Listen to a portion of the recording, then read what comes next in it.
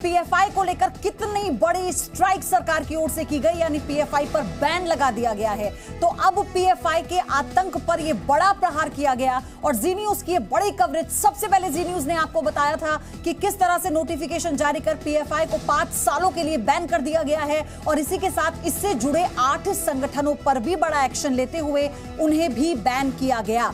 छापेमारी में बरामद कई ऐसे दस्तावेज हैं जिन्हें बहुत पुख्ता सबूत माना गया और इसी के साथ आपको बताएं अब इसको लेकर समर्थन में भी बयान सामने आने लगे हैं। चाहे मुख्यमंत्री योगी आदित्यनाथ क्यों ना हो, उनका यह कहना है कि ऐसे संगठनों को मंजूर नहीं किया जा सकता देश में। इसी के साथ जो कांग्रेस सांसद हैं वो भी सवाल उठा रहे हैं, उनका यह कहना है क्योंकि चुनाव है दिसंबर में और इसी के बूते ये इतनी बड़ी कार्रवाई की जा रही है। तो फिलहाल आप समझिए कि सुबह 7 बजे से जी न्यूज इस बड़ी खबर पर बना हुआ है और लगातार हम आपको बता रहे हैं कि पीएफआई को लेकर कैसे कमर कसी गई और हर एक तरह से कोई बिजनेस लोन के लिए बैंक गए तो बिजनेस प्लान दिखाइए करके पूछते हैं।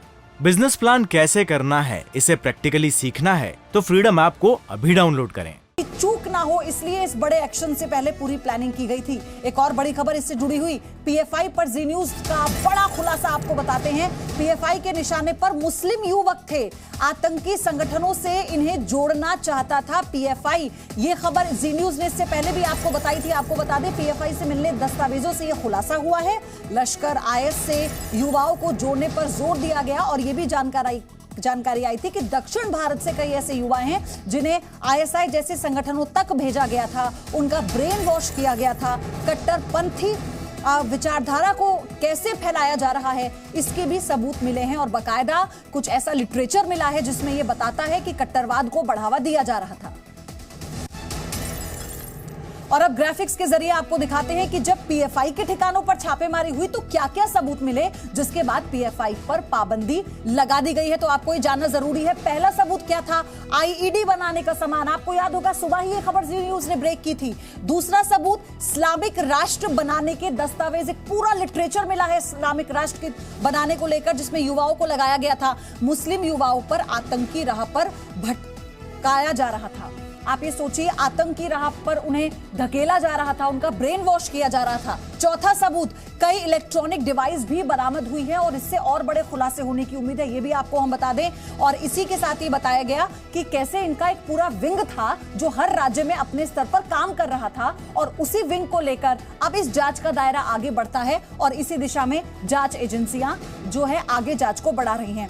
और चलिए, मेरे दो सहयोगी इस वक्त मेरे साथ है, प्रमोद शर्मा है और जितेंद्र शर्मा, दोनों हमारे साथ जुड़े हैं, लगातार हमारे एक अपडेट पहुंचा रहे हैं आप तक। जितेंद्र, ये जो तमाम सबूत मिले हैं, फिर चाहे इलेक्ट्रॉनिक डिवाइस हो या वो लिटरेचर हो जो कट्टरवाद की तरफ युवाओं को धकेल रहा है, आतंकवाद की तरफ युवाओं को धकेल रहा है, ये बहुत बड़े सबूत हैं और एक बहुत बड़ा आधार इस जांच के दायरे को आगे बढ़ाने के लिए। प्रयोदी, पीएफआई के खिलाफ लगातार सबूत मिल रहे थे। जिस तरह से जांच एजेंसियां लगातार इनके ऊपर छापेमारी कर रही थी और एक के बाद एक आतंकी घटनाओं में पीएफआई का नाम आ रहा था, तो उसके बाद लगातार सबूत मिल रहे थे। लेकिन जब 22 सितंबर को जो क्रैकडाउन किया गया था, ऑपरेशन ऑक्टोपस जो सेंट्रल एजेंसीज ने चलाया था पीएफआई के ऊपर, उसमें सीनियर लीडरशिप को गिरफ्तार किया गया था।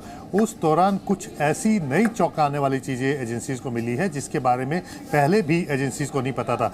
जैसे कि इनके पास से हमें पता है कि 2047 में भारत को मुस्लिम राष्ट्र बनाने की ये बातचीत कर रहे थे, लेकिन इसके साथ साथ किस तरह से आईईडी बना करके लड़कों को तैयार कराना है, उनको कैसे सिखाना है कि आईईडी कैसे बनाई जाती है, ये सब लिटरेचर इनके पास से मिला।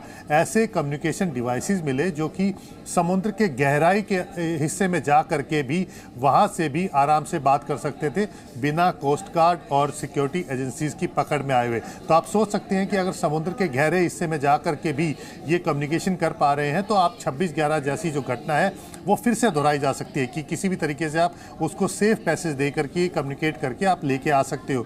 इसके अलावा पीएफआई कट्टर और हिंसक लोगों की, मुस्लिम लड़कों की एक फौज कह सकते हैं, उसको तैयार कर रहे थे जो कि देश में आतंकी घटनाओं को करने के लिए तैयार किए जा रहे थे। उनको बाकायदा ट्रेनिंग की जा रही थी, बाकायदा ट्रेनिंग कैंप चलाए जा रहे थे जहाँ पर इनको ट्रेनिंग दी जा रही थी।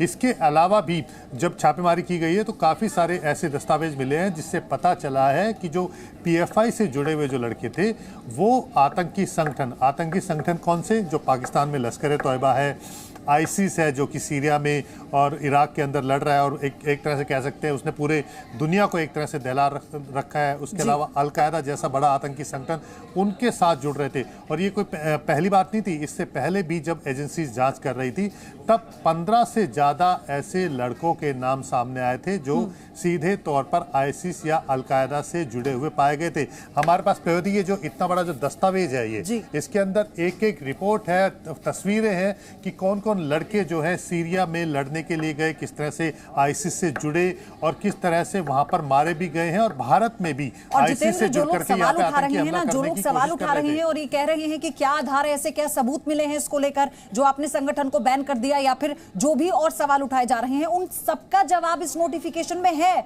और पॉइंटर बनाकर बकायदा बताया गया है किस तरह के सबूत मिले हैं। मैं आपके पास फिर से आऊंगी जितेंद्र, सौमित को भी देख रहे हैं, हमारे साथ जुड़ चुके हैं गुवाहाटी से। सौमित, आऊंगी आपके पास, लेकिन प्रमोद सबसे बड़ी बात यह, आप शाहीन बाग में हैं, इससे पहले भी, इस हफ्ते से पहले की भी मैं बात करूं तो शाहीन बाग में जब भी छापेमारी हुई है और पीएफआई के दफ्तर में, वहां से कई ऐसी सामग्री मिली थी जिस पर आपत्ति दर्ज की गई थी जो सीधे तौर पर देश विरोधी थी।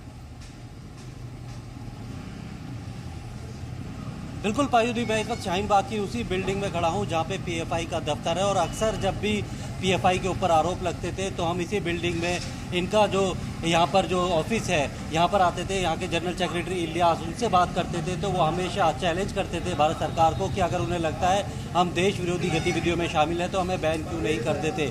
जिस तरीके से कॉन्फिडेंस उनके अंदर था वो साफ दिखाता था कि जिस तरीके का ऑर्गेनाइजेशनल स्ट्रक्चर इन्होंने तैयार किया है तो देश विरोधी गतिविधियों में जो लिप्त है उसके बारे में जांच एजेंसियां बिल्कुल भी उन्हें पकड़ नहीं पाएगी। उनकी फंडिंग को लेकर हो, चाहे उनके जो रिक्रूटमेंट हो, चाहे उनकी ट्रेनिंग हो, या उनको लीगल एड देने के लिए अलग अलग जो पीएफआई से जुड़े हुए संगठन उन्होंने तैयार कर लिए थे, उन सबका अलग अलग रोल था। जो सिमी के बैन होने के बाद इन्होंने अपने आप को काफ़ी ज़्यादा बिल्कुल ही बदल दिया था और जांच एजेंसियों के पकड़ से बचने के लिए अलग अलग जो संगठन खोल दिए थे।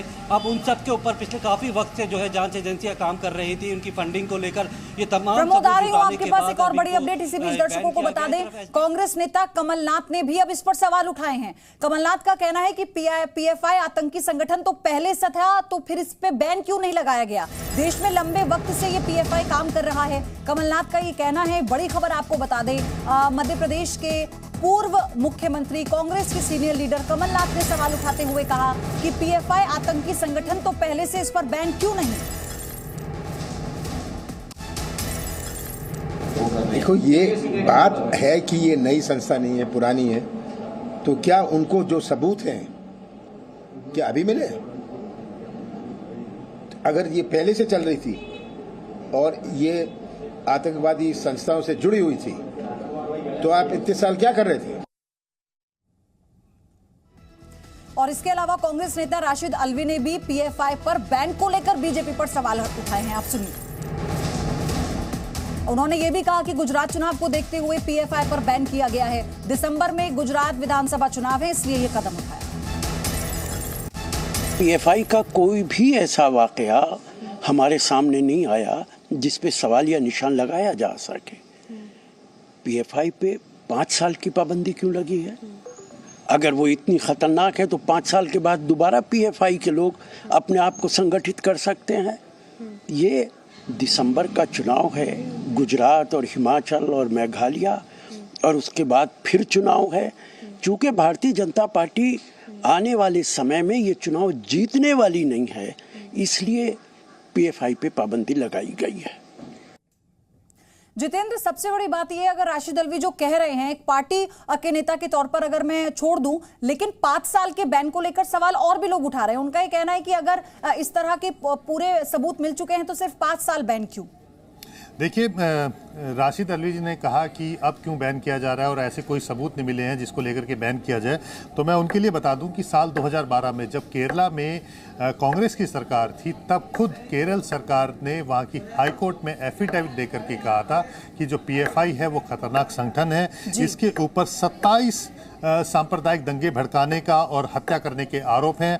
86 अटेम्प्ट टू मर्डर करने के आरोप हैं और इसके अलावा 106 सांप्रदायिक केसेस इनके ऊपर बने हैं। तो आप खुद सोचिए कि कांग्रेस की सरकार एक तरफ खुद हाई कोर्ट में ये हल्फनामा देकर के कहती है कि किस तरह का खतरनाक संगठन है ये, और अब उनकी टाइमिंग को लेकर के सवाल उठा रहे हैं। ये बात तो हम शुरुआत से कह रहे हैं कि पीएफआई पर लंबे समय से इस तरह के आरोप लगते रहे हैं, लेकिन जब भी कोई बैन लगाया जाता है तो जब सारे सबूत इकट्ठा कर लिए जाते हैं और लगता है कि हाँ इसके ऊपर सारे सबूत हो मनीष, चुके हैं। लेकिन सवाल ये भी है कि एक संगठन जिसको लेकर पर्याप्त सबूत हैं, एक संगठन जो देश विरोधी गतिविधियों में शामिल है, एक संगठन जिसके आतंकी संगठनों से तार जुड़े हैं, उस पर बैन को लेकर भी देश में विरोध कैसे हो सकता है? जी हाँ, बिल्कुल। देखिए, पहली बात तो राशिद अल्वी जी अच्छे इंसान ऑब्वियस है, लेकिन उनको लीगल चीज़ों के बारे में जानकारी नहीं है, क्योंकि कोई भी बैन सिर्फ 5 साल के लिए लग सकता है। उसके बाद ट्रिब्यूनल में जाना पड़ता है, कोर्ट में, और कोर्ट में फ्रेश एविडेंस रखने पड़ते हैं कि क्या यह ऑर्गेनाइजेशन जिसको बैन किया गया है अभी भी वो एक्टिविटीज़ कर रहा है, देश के लिए खतरनाक है कि नहीं। एक ये प्रोसेस है। दूसरी बड़ी बात यह है कि पीएफआई बहुत ही बड़ा ऑर्गेनाइजेशन था, अब हम ये कह सकते हैं। जब आप उसको बैन करते हैं तो आपको एविडेंस इकट्ठे करने होते हैं, क्योंकि इसको कोर्ट में चैलेंज किया जाता है। और यही वजह है कि जो कई विपक्षी दल हैं जो ये आरोप लगा रहे हैं, दरअसल ये पहले भी इस बारे में डिस्कस किया गया था गृह मंत्रालय में, लेकिन ये पाया गया कि अभी पीएफआई पर बैन नहीं लगाया जा सकता, क्योंकि अभी और एविडेंस इकट्ठा करने की ज़रूरत है। ये किसी ने नहीं कहा था कि पीएफआई को उन्होंने क्लीन चिट दे दिया है, लेकिन ऑब्वियस है कि जब आपको ये लगेगा कि आप सेटिस्फाइड हैं कि अब बहुत हो गया, सिर्फ पानी जो है सिर के ऊपर से चला गया, अब वो जब स्थिति आई है तो सरकार ने ये स्टेप उठाया है। सरकार को ये भी मालूम था कि जब वो बैन करेंगे तो कई जो पॉलिटिकल पार्टीज इस पर राजनीति करेंगे, ये भी कहा जाएगा कि ये मुसलमानों को टारगेट किया जा रहा है या ये पीएफआई एक समाज सेवी संस्था है। ऑब्वियसली कि सारी बातें की जाएंगी, और यही वजह है कि सरकार ने पूरी तैयारी के साथ ये कार्रवाई की है। और ऐसा भी नहीं है ना, हम इस बात को भी अंडर एस्टिमेट नहीं कर सकते मनीष कि पीएफआई ने कोई कानूनी तैयारी नहीं की होगी। उसके पास भी पूरी टीम है, तो वो भी अपनी तरफ से तैयारी कर रहा है, और इसीलिए सरकार हर एक कदम बहुत फूंक कर रख रही है, क्योंकि सबूतों को लेकर किसी तरह का कोई कॉम्प्रोमाइज नहीं होना चाहिए। मैं आऊंगी आपके पास, सौमित हमारे साथ जुड़े हैं। सौमित, वहां से अपडेट क्या है? देखिए, अभी असम कुछ देर पहले ही असम के चीफ मिनिस्टर ने उन्होंने ये जो बैन लगाया गया है उसको स्वागत किया है। खास साथ ही साथ उन्होंने ये भी कहा है कि असम सरकार की तरफ से बार बार ये मांग उठाई जा रही है कि पीएफआई को बैन किया जाए। 2021 में जो गोरुखुटी इलाके में दरंग जिले में एक एविक्शन को लेकर जिस तरह का हंगामा हुआ, लोगों की जान गई, उसके पीछे भी पीएफआई का हाथ बताया जा रहा है। इस साल मई के महीने में नौगांव जिले में एक पुलिस थाने में आगजनी की घटना घटी, उसके पीछे भी लोगों को भड़काने के लिए पीएफआई को जिम्मेदार माना जा रहा है। साथ ही साथ चीफ मिनिस्टर ने, मुख्यमंत्री ने यह भी दावा किया कि पीएफआई की तरफ से यहाँ पर एक फर्टाइल लैंड बनाया जा रहा है, ताकि जो बनाने की काम किया जा रहा था पीएफआई की तरफ से असम में, ताकि जो आतंकवादी संगठन है, क्योंकि यहाँ पे अलकायदा और अंसारुल बांग्ला जो बांग्लादेश में बैंड ऑर्गेनाइजेशन है, अंसारुल बांग्ला टीम और अलकायदा का तार यहाँ से असम से जुड़े हुए मिला है। इनके लिए भी पीएफआई यहाँ पर काम करता था, सरकार की तरफ से ये बताया गया है। जबकि अभी कुछ देर पहले ही असम राज्य में विरोधी दल है AIUDF, उनके तरफ से ये सवाल उठाया जा रहा है कि क्यों जब इंक्वायरी चल रही थी बीच में क्यों पीएफआई को बैन किया गया। इस पर अभी सवाल उठने शुरू हो गए, राजनीति भी जोर पकड़ रही है। ठीक है, मैं आऊंगी आपके पास। इसी बीच बताते हैं कि देश भर में मुस्लिम समुदाय के तमाम धर्म गुरुओं ने भी पीएफआई पर बैन का स्वागत किया है। आप सुनिए। लोगों ने बहुत लड़ाई लड़ी है, हमारे लोगों को धमकियां भी मिली, हम लोगों ने जान हथेली पर रखकर ये जंग लड़ी थी, और आज हम ये जंग जीते। देश की सरकार ने इसे बैन किया, हमें बेपनाह खुशी है। हम शुभकामनाएं देते हैं देश की सरकार को और हर उस मुसलमान को जो देश के प्रति वफादार है।